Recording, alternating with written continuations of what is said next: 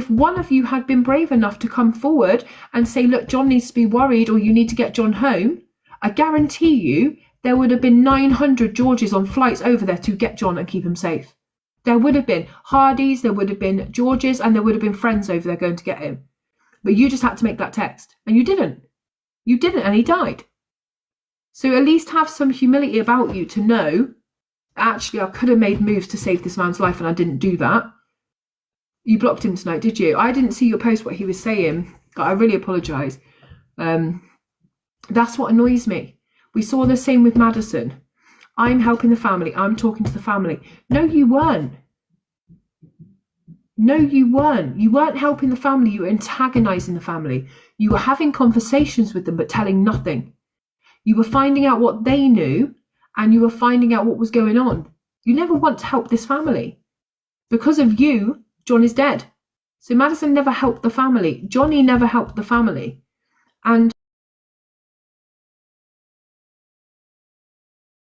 I tried, but mcmeekin is not helping the family.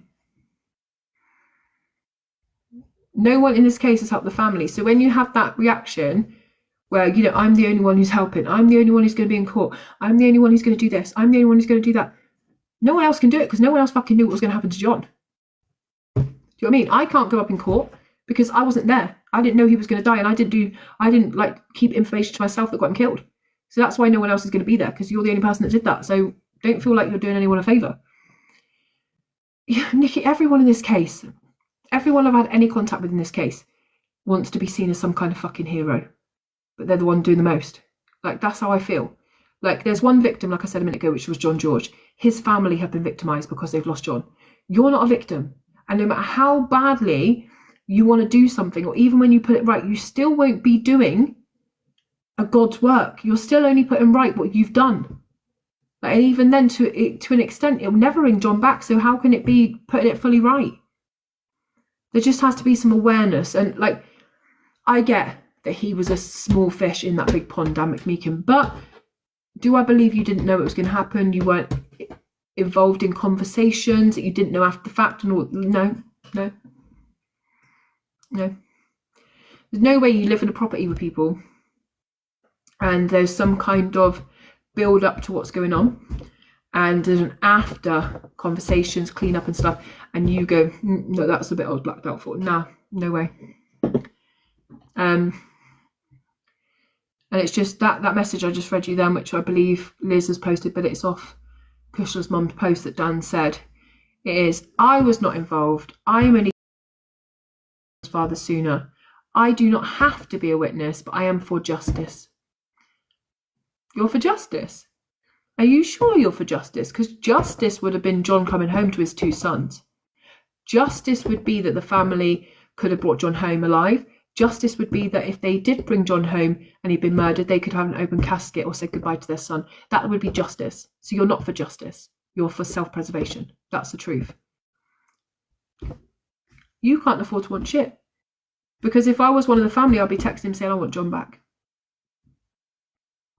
So that's to me. And I don't know if you're reading it the same as me, but that's how I would feel. I want you to shut your fucking gob until you tell me something that's going to help.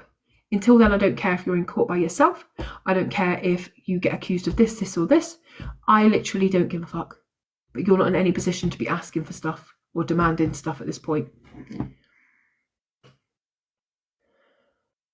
They say I was intoxicated at 9 in the morning. Well, if that was the case, why would they make me sign stuff? And why would they let me in the building? You're all judging.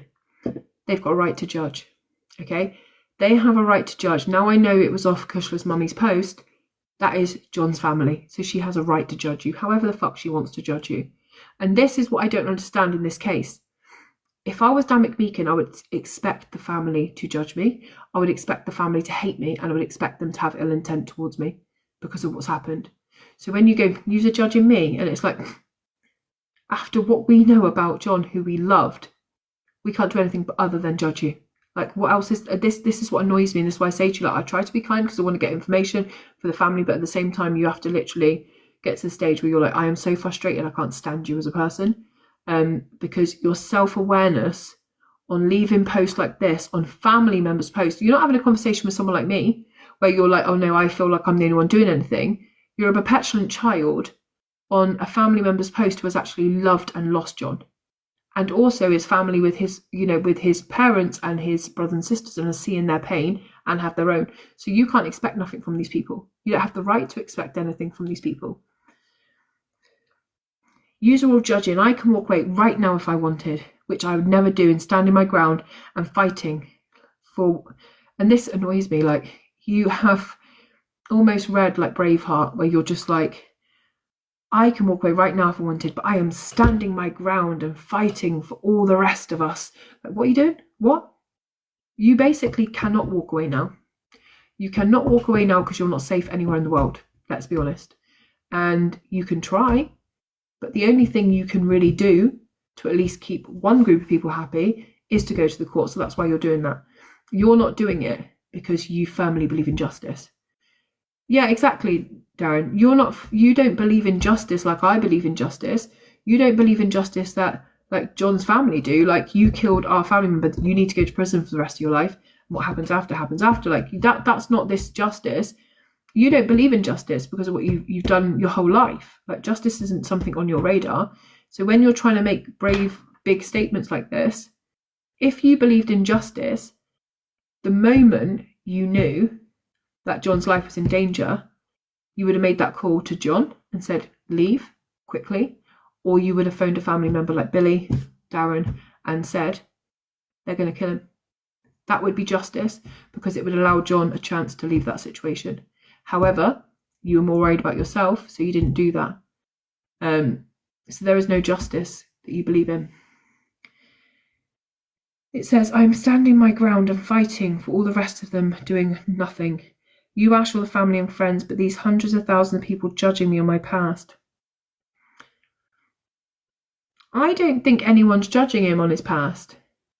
He sat in a car meters away from John's body watching us search. What Darren did.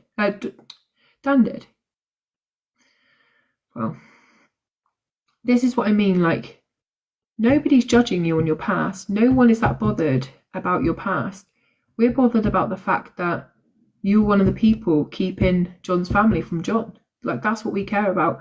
And we care about the fact right now you're playing a lot of games, but you're not doing anything good. Like me, like, I'm standing in the court alone. Just make sure when it's a real court, there are reporters from Belfast that aren't going to lie like everyone today and tonight.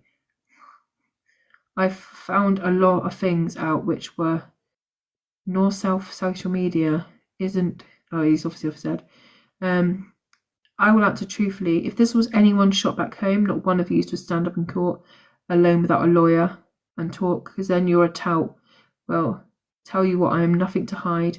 I'm doing my best, and Bim doing this for justice. And yes, Big Bad Dawn is in Spain, and more details to come soon.